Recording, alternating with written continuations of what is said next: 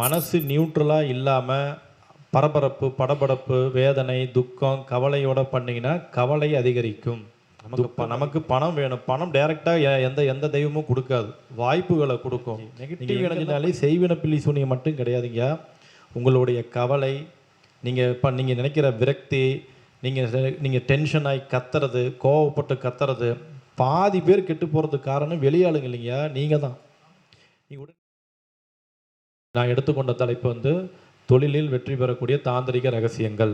தொழிலில் யாருக்காவது வெற்றி பெறணும்னு நினச்சா மட்டும் எழுதுங்க, இல்லை தேவையில்லைன்னா விட்டுருங்க, உங்கள் விருப்பம் தான். ஏன்னா ஜெயிக்கணும்னு நினச்சா நோட் பண்ணிக்க, இல்லை செந்தில்குமார் ஐயா மாதிரி எங்களுக்கு தேவையில்லை அப்படின்னு சொல்லிட்டா நம்ம விட்டுறலாம். இப்போ எழுத மாட்டீங்க, என்ன சொன்னாலும் ஏட்டிக்கு போட்டி தான். ஐயா யூடியூப்பில் பார்த்து நம்ம எழுதுகிறோம், பட் ஃபாலோ ஆமாம், பாஸ் பண்ணி போட்டு எழுதிக்கலாம். எப்படி? ஓகே. இப்போ யாருக்கெல்லாம் தொழிலில் வெற்றி பெறணும்? நமோ மனகரனுக்கு தேவையில்லை.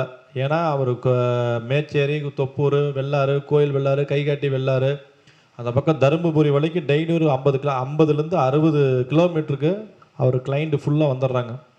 அவர் பின்னாடி இருக்கிறார் பாருங்க, அவருக்கு குறைஞ்சது ஒரு நாளைக்கு 60 அப்பாயின்மெண்ட் டோக்கன் வாங்கிட்டு நீங்கள் பார்க்கணும். பொய் சொல்ல பார்த்துங்க, குறைஞ்சது 50 பேருக்கு நீங்கள் பார்க்க முடியாது அவரை பார்த்துங்கன்னா அவருக்கு எல்லா அனுபவ ஜோதிடர், பாரம்பரிய ஜோதிடர். நீங்கள் சந்தேகமாக இருந்தால் மேச்சேரி டு தொப்பூர் போகிற வழியில் கோவில் வெள்ளார்னு ஊருக்கு கோயில் உள்ளார், அந்த ஊருக்கு போய் ஐயா மனோகர் ஐயானாவே உங்களுக்கு ராஜ மரியாதை, அப்படி கூட்டிகிட்டு போவாங்க. ஏன் சிரிக்கிறீங்க? உண்மை சொன்னால் கூட சிரிக்கிறீங்க. சரி, தொழிலில் வெற்றி பெறுவது எப்படி? இப்போ நம்ம தாந்திரிக முறையில் போவோம். ஒரு வட்டம் ஒன்று போடும்,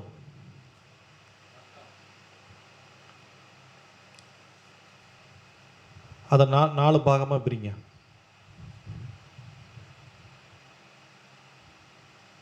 ஒவ்வொரு பாகத்துலையும் ப்ளஸ் குறி போடுங்க.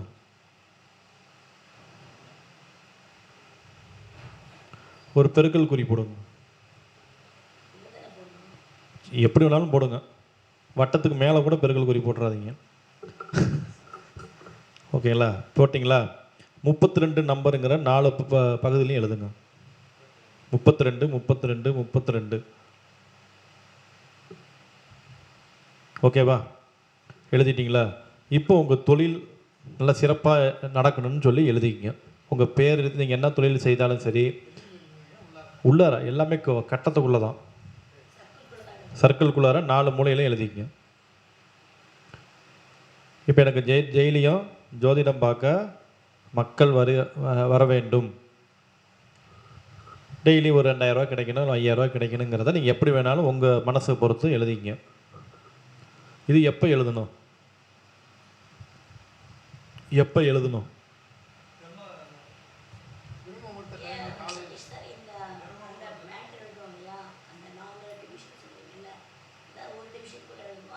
நாலு டிவிஷன்லையும் எழுதணும். ஒரே மேட்ரு தான், 4 பொட்டியில் எழுதணும். ஆமாம், 4 பெட்டிலையும் எழுதணும். ஓகேங்களா?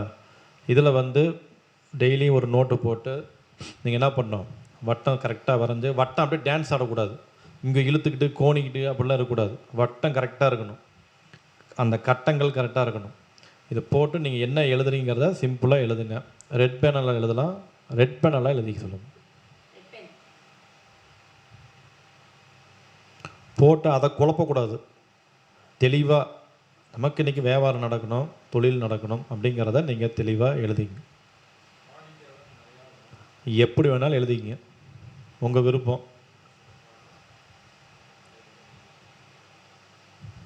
ஓகேங்களா? 1. சரி, உங்கள் டேட் ஆஃப் பர்த் என்ன? 78. என்ன கூட்டுத்தொகை என்ன வருது?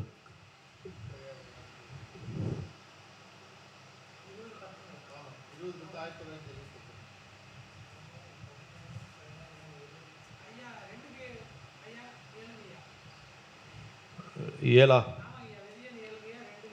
ஐயா அதை விட்டுருங்க, நீங்கள் விதி எண் சிறப்புனா நான் இது சொல்லித்தரேன். ஐயா எப்போ சொல்லுங்கள், ஐயா எப்போ சொல்லுங்கய்யா. பொறுமை சாமி, 20 10 1978. சரி, டோட்டல் வந்து 28. கரெக்டானு செக் பண்ணிக்கங்க. கரெக்டாக சொல்கிறேன்னான்னு பார்த்துங்க. டோட்டல் எத்தனைங்க? 28 தானா? கோபி ஐயா கரெக்டாக சொல்கிறேண்ணா. நம்ம ஒரு ப்ரீகேஜிங்க. சரி கேள்வி. டெய்லியும் அவங்கவுங்க டேட் ஆஃப் பர்த்துக்கு தகுந்த மாதிரி அத்தனை வட்டம் போட்டு எழுதணும். புரியுதா? அவருக்கு 28 தடவை. உங்கள் டேட் ஆஃப் பர்த்தோடைய கூட்டுத்தொகை எவ்வளவோ அதுக்கு தகுந்த மாதிரி எழுதணும். அடுத்த மீட்டிங்கில் உங்களுடைய தேதியினுடைய எண்களினுடைய ரகசியங்களை வாய்ப்பு கிடைக்கும்போது சொல்லிது. உங்கள் டேட் ஆஃப் பர்த்தில் அவ்வளோ விஷயம் இருக்குது. நியூமராலஜியோடைய நிறைய தாத்பரியம் வந்து அது நிறையா இருக்குது. ஆமாம், முதல்ல வட்டம், உள்ளுக்குள்ளே ஒரு கட்டம், ஒரு ப்ளஸ்ஸு, ஒரு பெருக்கல், உங்களுடைய தேவை எழுதுங்க. அப்புறம் சொல்லித்தரேன். ஓகேவா? ஃபஸ்ட்டு டைம் 32ன்னு போட்டு நம்பர் மட்டும் 32 இது எழுதி பார்த்துட்டு வந்து நீங்கள் எங்கிட்ட சொல்லணும், ரிசல்ட் சொல்லணும். இது தொழிலுக்கு மட்டும்தான். நான் இது வரைக்கும் தாந்திரிக பறையை நிறையா சொல்லி கொடுத்துருக்கேன் ஒவ்வொரு மாதமும்.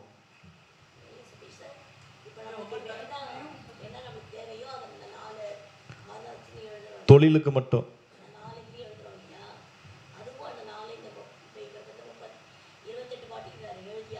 கண்டிப்பாக அவருடைய டேட் ஆஃப் பர்த் எவ்வளவோ 28 வட்டம் போடணும். 28 முறை 4 வட்டம் கட்டம் போட்டு 28 முறை எழுதணும். ஒரு வட்டத்துக்குள்ளே 4, அந்த மாதிரி 28 வட்டம் போடணும். அவருக்கு அவங்கவுங்க டேட்டா இப்போ வந்து ஒரு கூட்டுத்தொகை 20 இருந்தால் 20 முறை, 30 இருந்தால் 30 முறை, 15னா 15 முறை. இந்த மாதிரி டெய்லியும் ஒயிட் பேப்பரில் தினசரி காலையில் எத்தனை மணிக்கு எழுதணும்? முதல் ஓரையில் எழுதிடணும். ஃபஸ்ட்டு ஓரையில். பிரம்ம முகூர்த்தம்லாம் விட்டுருங்க பாவாங்கண்ணா. 6:15 மணிக்கு மேலே, 6:15 to 7:15 எப்படி எழுதணும்? குளிச்சுட்டு தான் எழுதணும். குளிக்கணும், நல்ல ஒரு ப்ரேயர் பண்ணிக்கணும். கடவுள் நம்பிக்கை இருந்தால் நீங்கள் பூஜை பண்ணிக்கலாம், இல்லை எதுனாலும் சொன்னால் குளிச்சுட்டு நீட்டாக உட்காந்து காலையில் முதல் வேலை இதுதான் இருக்கணும்.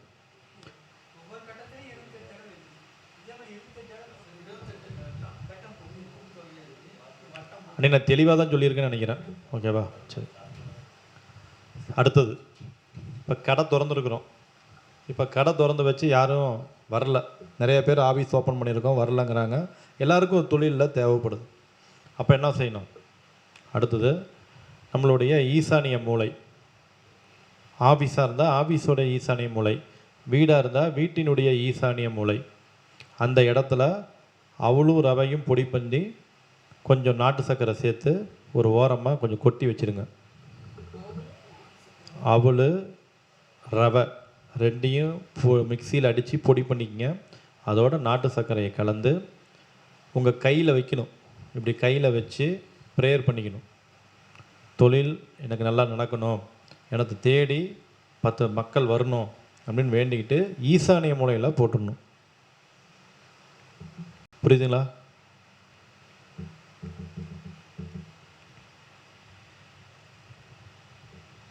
இது 2. 3வது, அவங்கவுங்க லக்னத்துக்கு 10 யார்?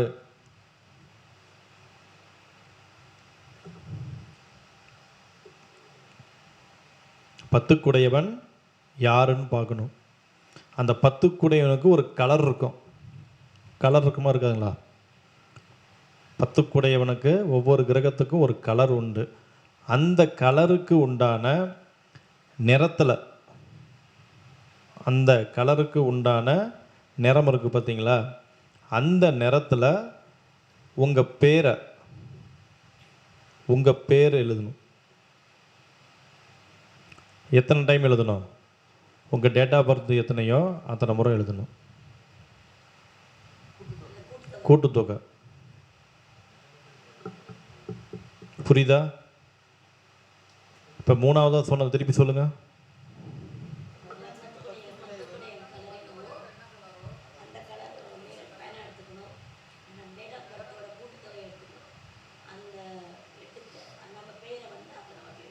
ஆமாம்,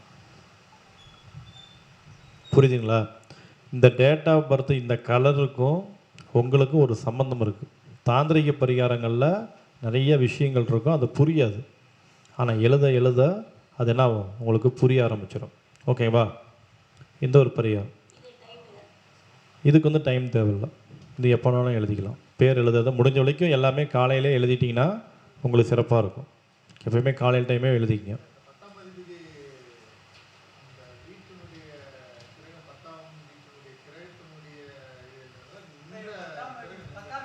இப்போ மேஷ லக்கணம் 10ஆம் அதிபதி யார்? சனி. சனிக்குரிய நிலம் என்ன? நீலம். அப்போ நீல கலர் மட்டும்தான். ஓகேங்களா?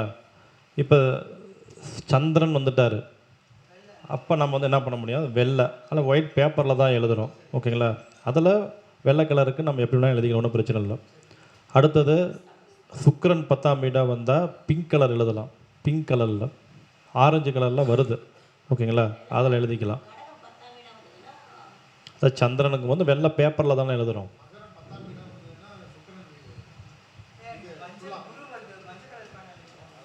மஞ்சள் கலர் இங்கு மஞ்சள் கலர் ஸ்கெட்ச் இருக்குது. ஓகேங்களா? இது இப்போ 10ஆம் வீடாக குரு வருது, மிதுன லக்னம் 10ஆம் வீடு குரு வரும். அப்போ மஞ்சள் கலர் பேனா மஞ்சள் கலர் ஸ்கெட்ச் வாங்கிட்டு உங்களுடைய டேட் ஆஃப் பர்த்து கூட்டுத்தொகை எத்தனையோ அத்தனை முறையும் எழுதணும். இங்கிலீஷில் எழுதிக்கலாம், தமிழில் எழுதிக்கலாம், அதெல்லாம் உங்கள் விருப்பம். ஆனால் அத்தனை முறை எழுதணும். உங்கள் பேரை எழுதணுங்கய்யா. நல்ல வேலை போனதுக்கப்புறம் ஐயா ஏதோ எழுத சொன்னீங்க, என்னத்தை எழுதுறது, என்னத்தை எழுதி நான் சொல்லிட்டு கேட்டேன், என்ன சொல்கிறது? எப்படி வேணாலும் எழுதுங்க. வாணின்னு அங்கே பேர் இருக்கணும். நீங்கள் வாணிக்கு முன்னாடி வேறு எந்த வேணால் போட்டுக்குங்க. ஓகேங்களா? இப்போ இதெல்லாம் எழுதும் போது நமக்கு வேலை செய்யுமா அப்படின்னா நல்லா பார்த்துங்க. இயற்கையிலே யோகம் இருக்கவங்களுக்கு எதுவும் செய்ய தேவையில்லை. யோகம் குறைவாக உள்ளவங்களுக்கு, யோகமே இல்லாதவங்களுக்கு தான் பரிகாரம் தேவை. அப்போ நம்ம நிறைய விஷயத்தை என்ன பண்ணணும், அதை ஆக்டிவேட் பண்ணிக்கிட்டே இருக்கணும். அதை பண்ண தான் அந்த தொழிலுக்கான விருத்தியை கொடுக்கும். இதை செய்ய செய்ய என்ன பண்ணணும்னு கேட்டிங்கன்னா உங்களுக்கு ஒரு மாற்று சிந்தனை உதயமாகும். இது வரைக்கும் இல்லாத ஒரு பாசிட்டிவ் எனர்ஜி வந்து உங்களுக்குள்ளே ஒரு நல்லா தெரியும். சரி, நம்ம தொழில் வந்து இப்படி செய்யணும். எங்கெல்லாம் நீங்கள் தவறு செஞ்சீங்களோ அந்த தவறுகள் உங்களுக்கு அறிவாற்றலில் காமிச்சு கொடுக்கும். உங்களுக்கு வரக்கூடிய செய்திகள் பார்த்திங்கன்னா தொழிலை இப்படி செய் அப்படி செய் அப்படின்னு சொல்லி உங்களுக்குள்ளே ஒரு அறிவுரை கூறுற மாதிரி வரும். இது வரைக்கும் லாபம் சம்பாதிக்கலாம். உங்களுடைய தப்பு எங்கே இருக்குது, என்ன செஞ்சீங்க, எங்கே தப்பு செஞ்சீங்க, எங்கே நல்லது பண்ணீங்க, கெட்டது பண்ணீங்கலாம் என்ன பண்ணோம் உங்களுக்கு புரிய ஆரம்பிக்கும். இது புரிஞ்சுதுன்னா இந்த பரிகாரம் உங்களுக்கு வேலை செஞ்சிட்ருக்குதுன்னு அர்த்தம். புரியுங்களா? கோயிலாக போகிறத விட போகிறது வேணும், பட் இது ஒரு பரிகாரமும் செய்யுங்க. ஓகேங்களா? அடுத்தது இப்போ யார் ஜோதிட ஆஃபீஸ் வச்சுருக்கிறீங்க? ஜோதிட ஆஃபீஸ் யார் வச்சுருக்கீங்களா? நீங்கள் வச்சுருக்கிறீங்க. அவர் ராசிபுரத்துக்காரர் பார்க்குறதில்ல. சரி, வீட்டில் தான் இருக்கு. ஓகே. இப்போ வீட்டில் இருக்கிறீங்க, நமக்கு கிளைண்ட் வேணும், ஜோதிட தொழிலில் வாடிக்கையாளர் வேணும்னா ஒரே ஒரு விஷயந்தான், நல்ல ஜோசியம் சொல்லணும். அதுதான் மெயின் பரிகாரமே. பரிகாரம் என்ன செய்யணும், நல்லா ஜோசியம் சொல்லணும். அதை விட்டுட்டு நம்ம பாட்டுக்கிட்ட ஏனோ தானோன்னு சொன்னாலாம் எந்த தொழிலாக இருந்தாலும் அதுதான். அப்போ ஜோதிடம் நல்லா சொல்லி அதுக்கப்புறம் கிளைண்ட் வர்றதுக்கு வெயிட் பண்ணணும். அப்போ என்ன செய்யணும் கேட்டால் தினசரி காலையில் என்ன செய்யணும், இந்த வேலையை முடிச்சுட்டு கடைக்கு வரீங்க, அந்த ஈசானிய மூலையில் அந்த இதுக்கு போய் எறும்புக்கு போடலாம். அதை தாழ்ந்து பட்டை பொடி இருக்கு இல்லையா, பட்டை பொடி, என்ன பட்டை,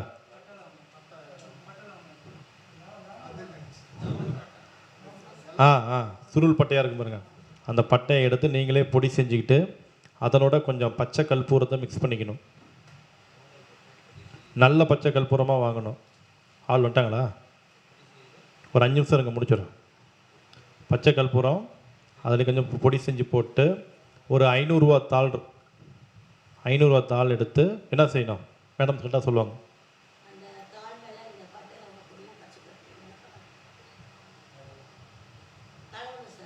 தடவை என்ன பண்ணும்.